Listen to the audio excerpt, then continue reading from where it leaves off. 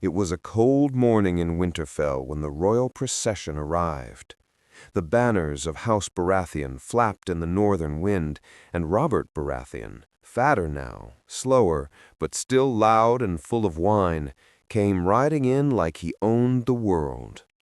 Beside him, his queen, Cersei, sat cold and distant, her golden hair barely moving, her green eyes judging everything. Ned Stark stood tall at the gates, his face calm but tired. Years had passed since they last saw each other. They had fought wars together, lost friends together, and buried their youth under the crown Robert now wore. But behind Ned's strong expression, there was a storm, not of politics or war. It was about a boy named Jon Snow. Jon wasn't just his bastard. He wasn't his son at all. He was Lyanna's child, Ned's beloved sister, who had died whispering a final truth to him, that Jon was the son of Rhaegar Targaryen, a prince, a dragon. Robert dismounted, pulled Ned into a hug that was both rough and real. "You old, cold son of a bitch," he said with a grin. "You got old." "You too," Ned replied softly. The first night passed with feasting, meat, ale, laughter. But as everyone else got drunk, Ned sat quiet. Across the hall, Jon Snow sat near the end of the table, watching the king curiously like a boy who didn't know the weight of history sitting across from him. Robert didn't even notice him. Later that night, Robert and Ned took a walk through the crypts of Winterfell. The air was heavy there, thick with the silence of the dead. They stood before Lyanna's statue. "I loved her," Robert whispered. "Gods, Ned, I would have burned the whole world for her. I still would." "She's at peace now," Ned replied, his voice tight. "Peace?" Robert laughed bitterly. "She was taken, raped, and murdered by that Targaryen bastard. And then everything fell to ruin. Your brother dead, your father burned. We were boys, Ned. Now we're men with ghosts." Ned looked at him carefully. For a moment he considered it. He thought about telling him, right there, telling Robert the truth, that Lyanna had not been kidnapped, that she had loved Rhaegar, that Jon was their child. But Robert's eyes burned with hate at even the mention of Rhaegar's name. So Ned kept quiet. And that silence was the beginning of everything. Jon grew older, and with every year he looked less like a Stark and more like a mystery. Dark hair like a Targaryen, quiet strength, honor in his bones, the kind of boy who could lead men without trying. Robert never looked his way. Cersei certainly didn't. And yet Varys, Littlefinger, even old Maester Pycelle, they watched. They knew something was strange. Rumors always moved like shadows, and some reached King's Landing. One night, Varys came to Cersei's chambers. "Hear our whispers," he said, "about the boy in the north, Jon Snow." She narrowed her eyes. "Ned's bastard." "Perhaps not his," Varys said smoothly. "Perhaps someone else's entirely." Cersei stared at him for a long moment. "If he's who I think you're implying, then the boy is a threat." Varys only smiled. Back in Winterfell, Ned sat by the fire reading a letter from the wall. Benjen Stark had written to say that Jon had asked to take the Black. He wanted to be a man of the Night's Watch. It broke Ned's heart a little bit. That boy deserved better. He deserved to know who he really was. But if Jon ever found out, if Robert ever found out... Ned remembered the war. He remembered the bodies piled high, the hatred that drove Robert to destroy every Targaryen he could find, even children. He had saved one, just one, and he would carry that secret to his grave if he had to. The snow fell thicker as the days passed in Winterfell. Jon Snow prepared to leave for the Wall, his heart full of questions he never dared to ask. He didn't belong, not truly. Not at Winterfell, not in the family he thought he was. Ned Stark was kind but distant. Lady Stark barely looked at him with contempt. The Stark children were his siblings by name but not by blood. Only Robb showed him warmth like a brother. And now Jon was leaving all of them behind. The night before his departure, Jon stood in the courtyard sharpening Longclaw, though he didn't yet know that would one day be his sword. Ghost, his white direwolf, lay quietly beside him. The cold didn't seem to touch Jon. It had become part of him, like the silence that often followed him wherever he went. Lord Stark appeared from the shadows, his face grave as always. "You leave at sunrise," Ned said quietly. "Yes, my lord." There was a pause. Ned looked at him, really looked at him, as if he was trying to memorize his face before something terrible happened. "You may not have my name, but you have my blood." It was a lie, but it was also the closest to truth Ned could allow himself to speak. Jon stared at him confused, hoping for more, begging silently with his eyes for something deeper, something that might finally explain why he'd always felt so out of place. But as usual, Ned said no more. He turned and walked away into the falling snow, leaving Jon with more questions than ever. Meanwhile, in the great hall, Robert Baratheon sat slumped in his chair, wine staining his lips, his hand wrapped tightly around a goblet. He was drunk again. Cersei watched him from across the room. Her disgust was no longer subtle. Every laugh of his was too loud. Every complaint about politics or Lannisters was a reminder of how far their marriage had fallen. She rose from her seat and approached the king. "You never talk about Rhaegar, Aemor," she said sharply, just to see his reaction. Robert's face darkened instantly. "What's there to say? He's rotting in the dirt." "Is he?" she said coldly. "Some say his blood still lives." Robert slammed his goblet down. "If I ever hear a Targaryen breathin', I'll kill him myself." She didn't flinch. She only tilted her head. "And if one lived in the north, in the Stark household?" Robert stared at her, blinking through the fog of wine. "What are you saying?" "Nothing," she whispered. "Just that secrets always come out, sooner or later." She walked away, leaving Robert fuming in silence. Far south, in King's Landing, rumors had begun to circulate. Maesters, lords, even servants whispered about the true parentage of the boy called Jon Snow. Most dismissed it as nonsense, northern gossip, but not everyone. Littlefinger heard it, and Varys heard it, and both of them knew something Ned Stark had spent years trying to bury. Littlefinger, as always, saw opportunity. If Jon Snow is truly Rhaegar's son, then he has a better claim to the Iron Throne than any Baratheon or Lannister, he mused, sipping his wine slowly. And that, said Varys, would make him the most dangerous boy in Westeros. Back in Winterfell, before Jon rode out, Arya came to say goodbye. She handed him a small sword, needle, and gave him a rough hug. She didn't cry, though she wanted to. Neither did Jon. Then Robb came and clapped him on the shoulder. "You'll always be my brother," he said, with a smile too small to hide the sadness. Jon looked up at the castle one last time. But Ned didn't come to say farewell. Not in public. Later that night, before the dawn, Ned visited Jon quietly in the stables while everyone else slept.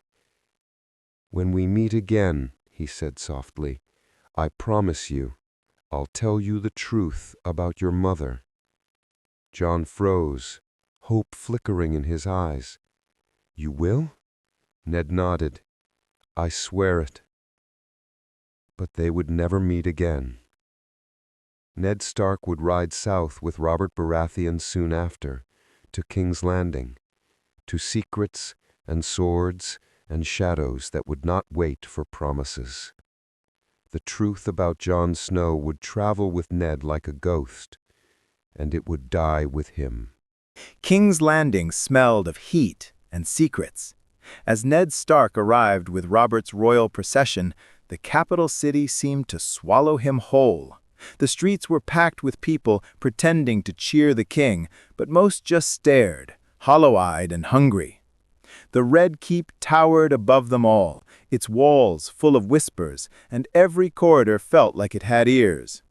Robert walked like he owned the world, but Ned felt the walls tightening around him. This place had changed, or maybe he had.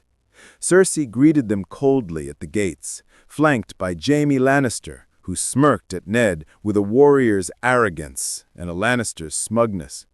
Ned didn't flinch.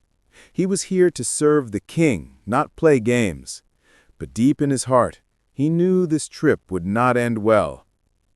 That night, in the chambers of the Tower of the Hand, Ned stood alone, staring at an old letter he'd hidden in his saddlebag.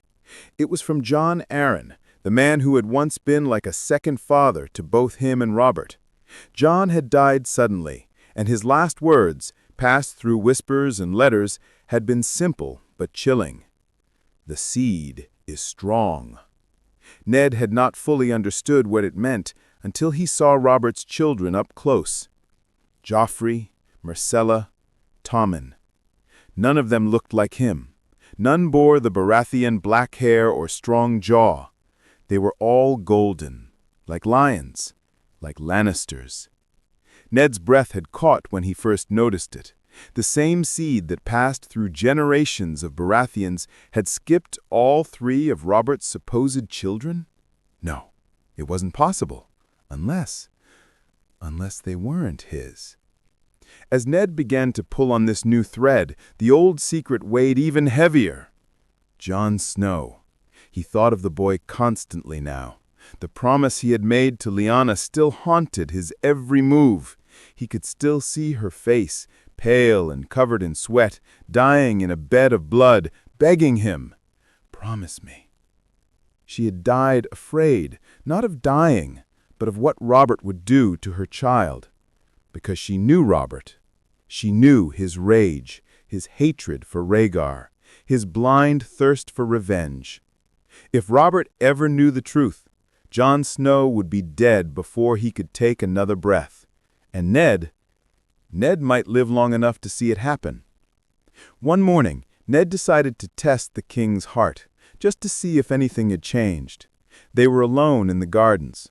Robert was picking at a roast quail with greasy fingers, talking about whorehouses and old battles. Then Ned said it, casually. "Do you ever think maybe Rhaegar wasn't the monster you believed he was?" Robert looked up sharply. "What are you talking about?" Ned shrugged. "He was a man, a prince, yes, but maybe Lyanna made a choice." Robert's eyes narrowed. "Don't you say that. Don't you ever say that." Ned tried to reason with him. "We were told she was kidnapped, but no one saw it. No one knows what happened in Dorne." "She was taken," Robert growled, his face red now. "She was raped. She died because of him. End of story." And that was it. The door was closed. Ned saw it clearly. Robert would never accept the truth, not even if it stood right in front of him. Meanwhile, in the shadows of the Red Keep, Littlefinger was watching Ned closely. He noticed the Stark Lord spending time in old records, reviewing family trees, asking quiet questions. That kind of curiosity was dangerous. Peter Baelish didn't believe in loyalty. He believed in power, and secrets were power. He found Varys waiting for him one evening near the throne room. "Do you think Stark suspects?" Littlefinger asked. Varys gave a small smile. "He suspects much, but he says very little." "And the boy in the north?" "Still Wall, for now." Littlefinger leaned closer. "If that boy is who some think he is, then the game changes entirely." Varys raised an eyebrow. "And what would you do with such a piece on the board?" Littlefinger grinned. "Turn the board upside down." Back at the Wall, Jon Snow was slowly learning what it meant to be alone. The Night's Watch was no family. The men were broken things, thieves, bastards, cowards, rapists. And yet, Jon stood apart, not because he wanted to, but because he couldn't help it. He didn't fit, not even here. He trained harder than the rest. He learned faster. Sir Alliser Thorne hated him for it, and so did many of the other recruits. But Jon didn't care, not really, because every night, when he lay in the cold darkness, he wondered about his mother. Who was she? Why had she never come for him? And why did Lord Stark look so sad every time he said her name? Jon didn't know it yet, but the answers to all those questions were already moving toward him, like a storm in the dark. The wind howled against the wall like a wounded beast, and Jon Snow stood motionless in the storm. The letter telling of Ned Stark's death had arrived 2 days ago, but the weight of it still pressed heavy on his chest. Dead. Executed. Betrayed. Jon had read the words over and over, but they didn't feel real.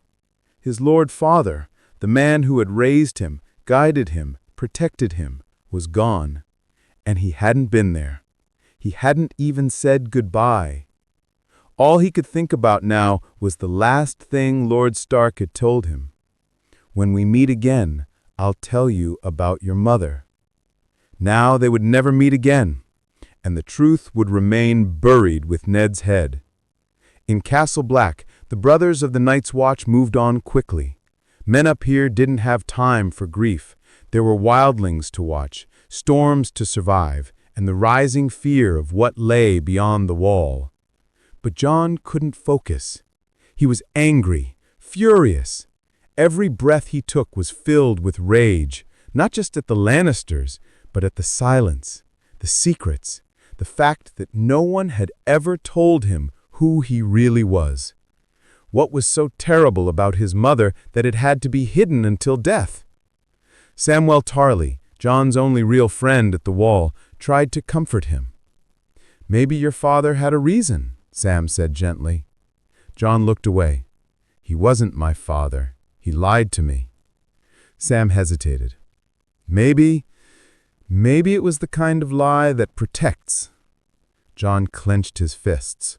"Or maybe it was a lie that ruins you." Back in King's Landing, the dust of Ned Stark's death hadn't even settled before chaos bloomed. Robb Stark had declared war. The North was rising.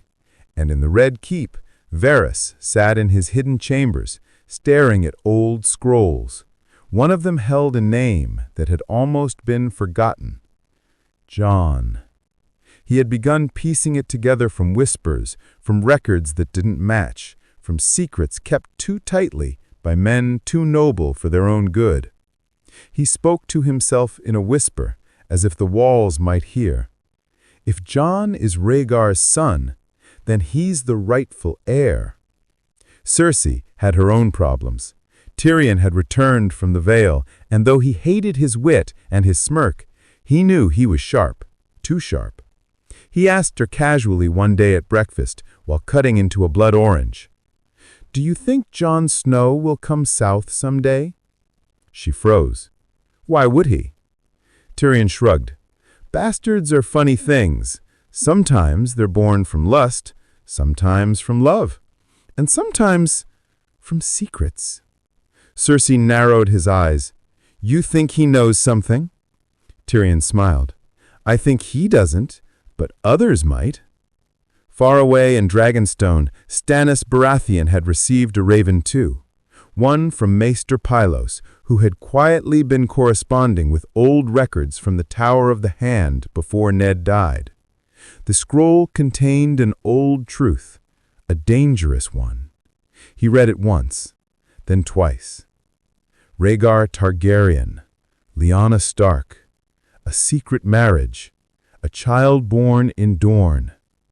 If it was true, then Jon Snow wasn't a Snow at all. He was a Targaryen, and that made him more of a king than any Baratheon alive. Melisandre stood beside him, silent, her red eyes burning. The Lord of Light shows me a boy, dark hair, a wolf at his side, surrounded by snow, fire in his blood. Stannis turned to her slowly. You think it's him? She said nothing, just smiled. Jon had no idea that all across Westeros, men and women were beginning to speak his name, not as a bastard, but as something far greater. And yet, he felt it in his bones, in his dreams. At night, he dreamed of dragons flying above the wall, of fire crackling in the snow, of a woman crying in a tower, blood on her legs, whispering a name he could never quite hear. Sometimes he saw Lord Stark standing beside her, holding something small in his arms. Sometimes he saw the Iron Throne, and himself sitting on it. The wind howled against the wall like a wounded beast, and Jon Snow stood motionless in the storm. The letter telling of Ned Stark's death had arrived 2 days ago, but the weight of it still pressed heavy on his chest. Dead. Executed. Betrayed. Jon had read the words over and over, but they didn't feel real. His Lord Father, the man who had raised him, guided him, protected him, was gone. And he hadn't been there. He hadn't even said goodbye. All he could think about now was the last thing Lord Stark had told him. When we meet again, I'll tell you about your mother. Now they would never meet again, and the truth would remain buried with Ned's head. In Castle Black, the brothers of the Night's Watch moved on quickly. Men up here didn't have time for grief. There were wildlings to watch, storms to survive, and the rising fear of what lay beyond the wall. But Jon couldn't focus. He was angry, furious. Every breath he took was filled with rage, not just at the Lannisters, but at the silence, the secrets, the fact that no one had ever told him who he really was. What was so terrible about his mother that it had to be hidden until death?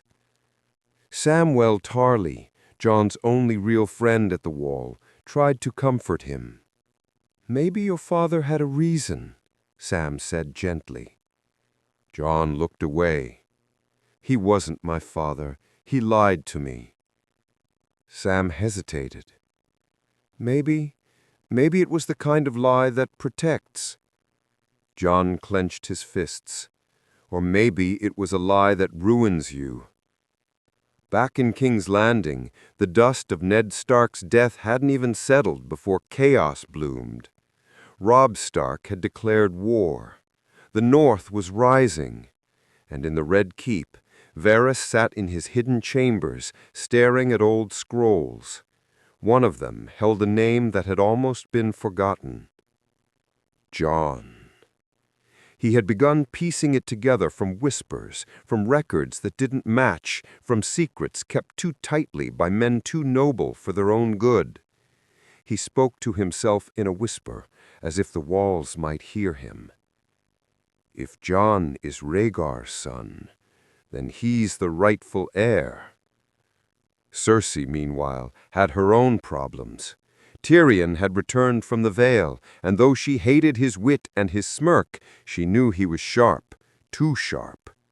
He asked her casually one day at breakfast while cutting into a blood orange, "Do you think Jon Snow will come south one day?"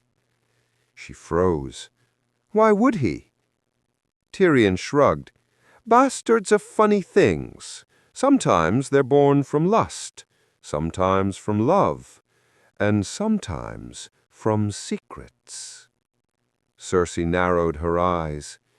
"Do you think he knows something?" Tyrion smiled. "I think he doesn't, but others might." Far away in Dragonstone, Stannis Baratheon had received a raven too, one from Maester Pylos, who had quietly been corresponding with old records from the Tower of the Hand before Ned died. The scroll contained an old truth, a dangerous one. Stannis read it once, then twice. Rhaegar Targaryen, Lyanna Stark, a secret marriage, a child born in Dorne. If it was true, then Jon Snow wasn't a Snow at all. He was a Targaryen, and that made him more of a king than any Baratheon alive. Melisandre stood beside him, silent, her red eyes burning. "I see a boy," she said, "dark hair, a wolf at his side, surrounded by snow, fire in his blood." Stannis turned to her slowly. "You think it's him?" She said nothing, just smiled. Jon had no idea that all across Westeros, men and women were beginning to speak his name, not as a bastard, but as something far greater. And yet he felt it, in his bones, in his dreams. At night he dreamed of dragons flying above the wall, of fire crackling in the snow, of a woman crying in a tower, blood on her legs, whispering a name he could never quite hear. Sometimes he saw Lord Stark standing beside her, holding something small in his arms. Sometimes he saw the Iron Throne and himself sitting on it. He would wake up sweating, confused and afraid, because in the end, Jon Snow didn't want power. He just wanted to belong. But the truth didn't care what he wanted, and that truth was coming for him, whether he was ready or not. Deep in Castle Black, Jon Snow stood alone in the library, holding an old parchment Sam had handed him. It wasn't much, just a record of births in Dorne during Robert's rebellion. Most of the names meant nothing to Jon, except one. A boy born to a servant girl in the Tower of Joy. No name listed. The mother died during childbirth. He didn't know why it rattled him so much, but the Tower of Joy, that name had come up before. Lord Stark had whispered it in his sleep once, back in Winterfell, when Jon was just a child. That tower had something to do with his mother. And now his blood felt like fire. He showed the note to Maester Aemon the next day.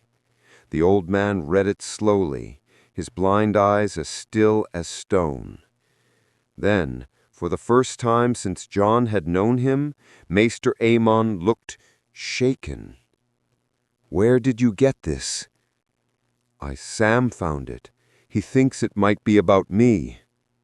Aemon sat in silence for a long while, then whispered, "You know nothing of who you are." Jon stared at him. "Do you?" Aemon nodded slightly. "I know enough to be afraid." In King's Landing, Varys moved like a spider in smoke. He had learned long ago that chaos was a ladder, but only fools tried to climb it blind. Jon Snow was no longer a mystery to him. Varys had traced the midwives, the silent brothers, even the old soldiers who had guarded the Tower of Joy. Pieces of the truth were scattered across the realm like broken glass. But he saw the shape now. The boy wasn't Ned's. He was Rhaegar's. And that made him dangerous. In the wrong hands, Jon Snow could ignite another war. In the right hands, he could change everything. But Varys wasn't sure whose hands were right anymore. In Dragonstone, Melisandre's visions had grown violent. Flames rose in her eyes, shadows danced on the walls, and every time she closed her eyes, she saw the same thing. A boy in black, with fire in his veins, and a wolf at his feet. She went to Stannis in the night. "He is the one," she said. Stannis frowned. "Jon Snow?" "He has the blood of kings," Melisandre whispered, "and something more. He is not what he believes he is." Stannis shook his head. "He's a bastard, a son of Ned Stark." "No," she said sharply, "he is the son of Rhaegar Targaryen, the true heir to the Iron Throne." Stannis stared at her. His jaw tightened. "Then he is my enemy." Melisandre's smile faded. "Or your salvation." Back on the wall, Jon stood atop the black stone again, watching the white winds blow. The world seemed distant, like he no longer belonged in it. Not here, not anywhere. But something was changing. Ghost, his direwolf, had grown restless. He barked at shadows. He paced at night. He stared at Jon like he was waiting for something, like he knew. Then one night, Sam came running. "There's someone at the gate," he panted. "A rider from the south, a raven too." Jon rushed down to the courtyard where a man in gray robes stood, covered in snow. "I bring a message from the citadel," he said. And in his hand he held a sealed letter addressed to Jon Snow with a wax stamp from Oldtown. Jon opened it slowly, his heart racing, and when he read it, everything inside him shifted. It wasn't proof yet, but it was close. It spoke of Rhaegar's secret marriage, of a birth in Dorne during the fight. The truth sat heavy on Jon's chest, pressing like a sword tip against his ribs. Jon Targaryen. The name didn't feel real. It echoed in his skull like a foreign voice. He tried to say it out loud once, just once, alone in the cold shadows of Castle Black, but the words died in his throat. How could he be a Targaryen, a dragon, the heir to the throne? He was raised as a Snow, a bastard, a nobody. And now he wasn't just someone else's son. He was the son of the man Robert Baratheon hated more than anyone in the world. Jon sat across from Maester Aemon again, hands clenched in his lap. "You served with my father," Jon said slowly. Aemon looked toward him with cloudy, blind eyes. "Your father was a good man, honorable to a fault. But this secret he carried all his life, it broke him." Jon's voice trembled. "Why didn't he tell me?" "Because he knew the cost. If Robert had known, you'd be dead before you could walk."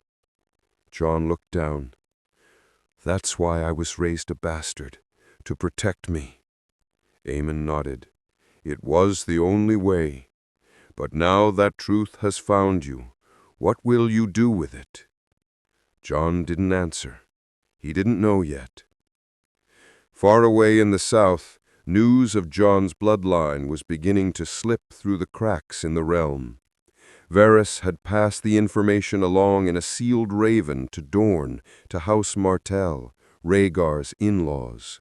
Word traveled further still, to the Iron Bank of Braavos, to spies in the Reach, even to the Golden Company in Essos. And each whisper carried weight. The North had broken away. The throne was weak. Joffrey sat uneasy. Robb Stark was winning battles. The realm trembled on the edge of a knife. And then came the name, Jon Targaryen, a hidden heir, a true dragon. And one by one, powerful men began asking the same question. If the crown belonged to him, would he come for it? In Dragonstone, Melisandre stood barefoot before the fire, watching the flames twist and rise. Visions came to her like screams in the smoke. She saw a sword burning red. She saw a wolf howling at the edge of a battlefield. And then she saw snow, endless snow, and a man with dark hair standing in it, eyes burning like coals. Azor Ahai, the prince that was promised. She thought it was Stannis. She had believed. But now her faith began to shake. Jon Snow, no, Jon Targaryen, was calling to the flames without even knowing it. At Castle Black, Jon had withdrawn. He trained harder, slept less. He spoke little to Sam or the other brothers. Every word felt like a lie now. He didn't belong anywhere, not with the Starks, not with the Targaryens, and certainly not among the crows. One late night, Sam found him alone by the fire, staring into it like it held answers.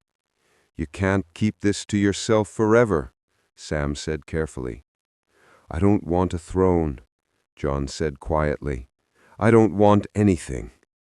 "But you are something," Sam replied. "Something that matters." Jon looked up, his jaw tight. "If I tell the world who I am, more people will die. You know what happened the last time a Targaryen had power." Sam paused. "And what happens if the wrong people find out first?" That thought chilled Jon more than the snow ever could. Cersei had already begun to hear the whispers. The name was quiet at first, spoken in corners, carried on lips that didn't survive long. Jon Targaryen. She stood before the Iron Throne, fuming, her fists clenched at her sides. "I want him dead," she told her spies. "Now." One of them bowed. "He's at the wall, Your Grace, surrounded by the Night's Watch." "Send gold, send blades, I don't care how. I want his head on a spike before the North ever learns the truth." But it was already too late for that. Robert Stark had captured a Lannister. The North was rising. The Riverlands burned. The truth about Jon wouldn't stay buried much longer. Too many people knew now. And somewhere deep in the haunted forest, north of the wall, something stirred. The dead walked again, pale blue eyes glowing in the dark. A storm was building far greater than war or crowns. Jon didn't know it yet, but he would soon face a choice that no king, no prince, no bastard had ever faced before. He would have to decide. Was he the sword that would bring fire to the cold, or the heir who would burn the realm down to claim a throne he never wanted? Snow fell like ash over the wall. The cold was deeper now, not just in the air, but in the world itself. Something was shifting. Something ancient and cruel was stirring in the far north. And yet Jon's thoughts were trapped far from the coming darkness.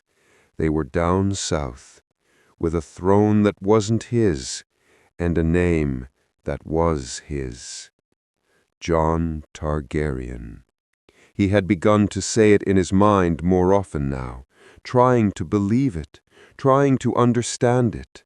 But no matter how often he repeated the name, it never felt like his. It felt like it belonged to someone else, someone noble, someone destined. not a bastard raised in the shadow of another man's honor. Still, he could feel the truth changing him. It crept into his voice, into the way man looked at him.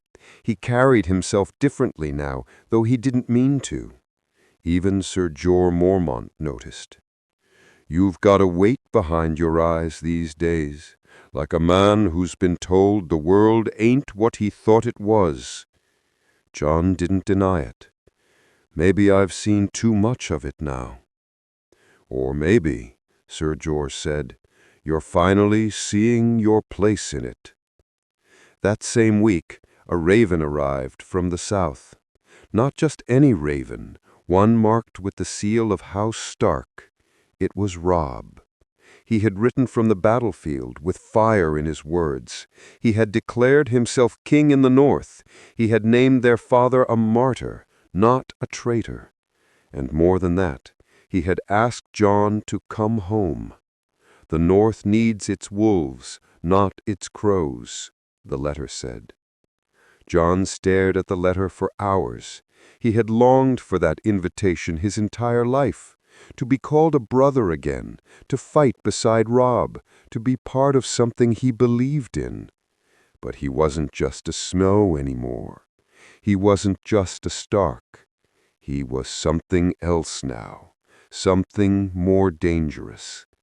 And that made going south impossible. If word got out, if the North found out who he really was, then Robb's war would become something else entirely. It wouldn't be about justice anymore.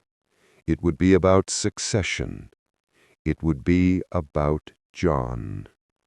And Jon couldn't let that happen. But he wasn't the only one moving through the shadows of bloodlines. In King's Landing, Varys and Tyrion sat alone in the small council chamber, sharing wine and secrets. "Jon Snow, or should I say, Jon Targaryen," Tyrion said. Varys raised a brow. "You're quicker than most." Tyrion smiled. "It's not that hard. A hidden birth, a quiet Stark, a bastard raised in the north but born during rebellion, a king who never knew his own son." "And now?" Varys asked. "Now he's up there, with a claim he doesn't want, and a crown he'll never take." Varys folded his hands. "Let's hope it stays that way, for our sakes." But they both knew truth didn't stay buried forever. Not in Westeros. Back at Castle Black, a knife arrived before any assassin ever did. Jon was training when it happened. A shadow in black slipped through the kitchens, a blade meant for the heart. But Ghost saw first. The direwolf leapt with a snarl, tearing into the would-be killer before the steel touched Jon's skin. Blood stained the snow. Jon stood over the body, breathing hard, staring at the seal on the assassin's pouch. A golden lion. Lannister. Someone new. After that, Sir Jorah sent him south of the wall with a scouting party, partly for safety, partly because there were whispers of wildlings gathering.